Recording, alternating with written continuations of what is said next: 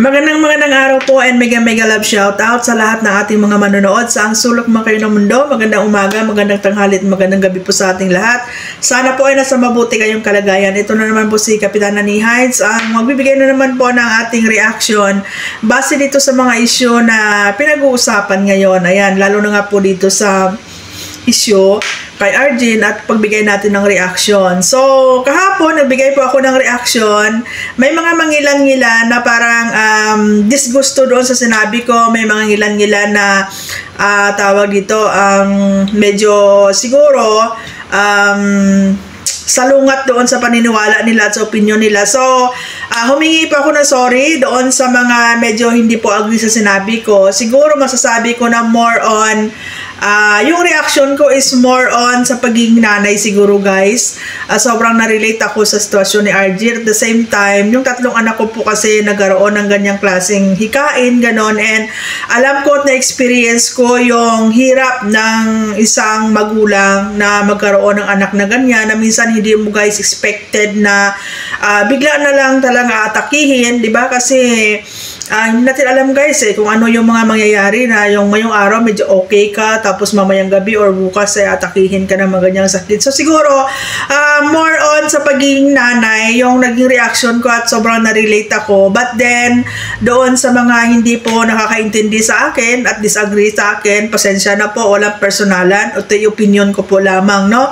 So yun nga guys, no, natural lang yan na mayroon tayo iba't ibang mga opinion at reaction base sa mga napapanood natin. And siguro ang tawag dyan is respeto na lang, no? And kung hindi man ako agree doon sa mga opinion nyo din, wala naman akong sinabing masama or kinontra or talagang tawag dito, kung ano talaga, no? Kumbaga, ini-express ko din kung ano yung opinion ko. Kasi marami din ako nababasa na kesyo, di ba, pinopromote ninyo si Beyonce, si Carla, na isa sa mga magagandang modelo at ehemplo para sa mga kabataan. At lagi natin sinasabi dyan na si Carla ay napakabait na bata, si Beyonce ay napakabait na bata, tahimik. Pero based kasi doon sa mga reaction, doon sa mga napapanood ko, is parang ginagamit si Beyonce para kontrahin itong ginawa ni Arjen at saka yung pagtulong ni Edo. Kumbaga parang pinopromote ninyo na mabait si Beyonce, pero you're putting words in Beyonce's mouth. Kasi kung totoong mabait po ang pagkakakilala ninyo kay Beyonce, I don't think so na mag-iisip si Beyonce na masama laban kay Edo at kay Arjen. I don't think so na sabihin ninyong nagsiselo si Beyonce kay Arjen doon sa ginawa ni Edo. I don't think so na mamasamain ni Beyonce yung pagtulong ni Edo doon kay Arjen, kasi hindi gugustuhin ni Beyonce na maranasan pa niya kung ano yung naranasan ni Arjen para lang, no? Para lang sabihin na mas karapat dapat na si Beyonce yung tawag dito. Kumbaga parang sila sabihin yung parang si Beyonce yung may karapatan na bigyan ni Edo ng ganong klaseng treatment, ng ganong klaseng pansin, di ba? So, alam ko na mabait na bata si Beyonce, magkaibigan sila kahit sinong sa mga angels dyan, sa mga beneficiary, magkakaibigan sila guys, wala silang issue.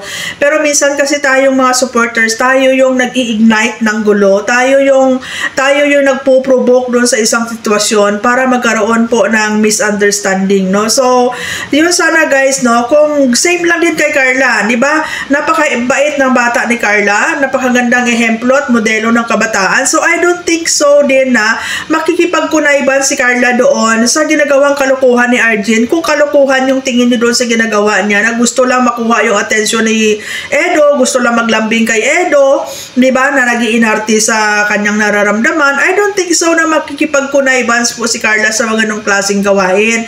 Kasi nga po, ang tingin din natin kay Carla, napakabait na bata at matulungin, di ba? So, yun nga yung sabi ko kahapon guys, na kinukonsider nyo din po ba yung nararamdaman ni Edo bilang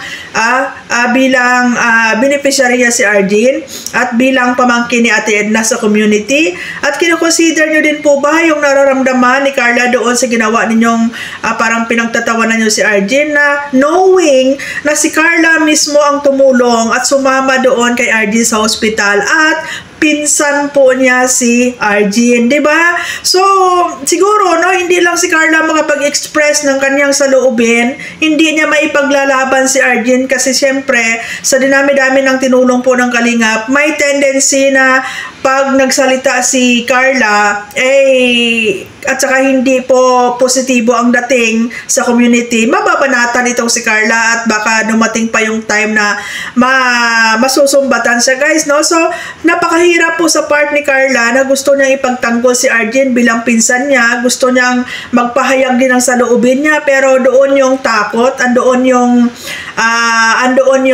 tawag dito, nandoon yung parang pinipigilan niya, no? Parang hindi niya ma-express kung ano yung gusto niya sabihin dahil inaano din po niya, no? Kumbaga binabalansin na rin niya na hindi rin po siya makapagbigay ng sama ng loob dito sa mga taong nakakatulong sa kanya. So napakahirap po na parte ng gano'n, no? So siguro alam ko naman, guys, no, mga nanay at mga tatay din kayo dyan. Alam ko din naman na kung sa anak nyo mangyayari dyan. Bilang isang magulang, no, lalo na sa isang nanay na nanggaling sa napupunan mo yung anak mo, makipaglaban ka ng patayan, guys, para sa anak mo. Alam ko yan at alam din nyo yan na pagdating sa anak ninyo, di ba, gagawin natin ang lahat. So, lalo na siguro kung yung anak mo malayo sa'yo, nagkaroon ng problema, wala ka doon, di ba? Yung isip natin, guys, lumilipad na yan, ano kaya yung nangyari, ano kaya yung, ano, di ba?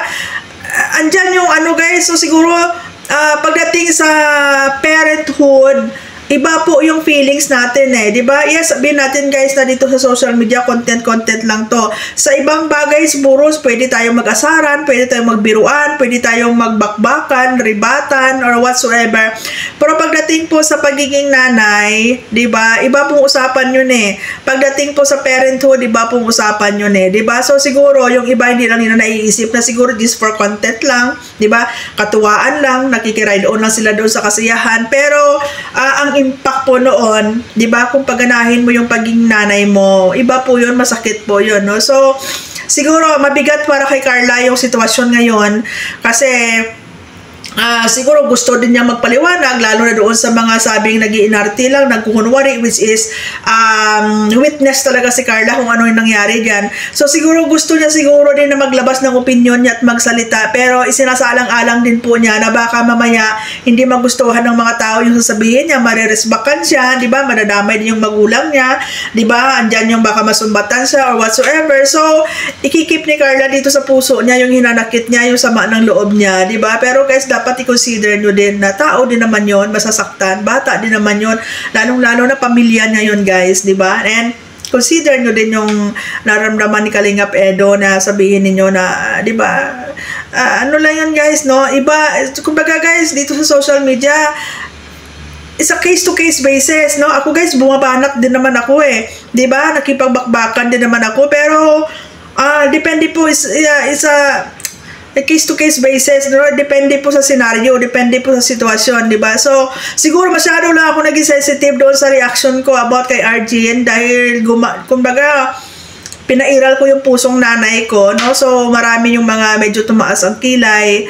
Pero, magpakatotoo tayo, guys, sa real talk, di ba? Iba po ang pusong nanay, iba po ang pusong magulang, di ba? Pagdating po sa anak, pag anak na po ang pinag-uusapan, talagang gagawin natin ang lahat, no? So, once again, sorry po doon sa mga medyo hindi natuwa sa reaction ko. Pasensya po doon sa mga medyo disagree sa mga nasabi ko. Siguro po, bilang nanay, ayan, yun po yung aking naging opinion at reaction, no? So,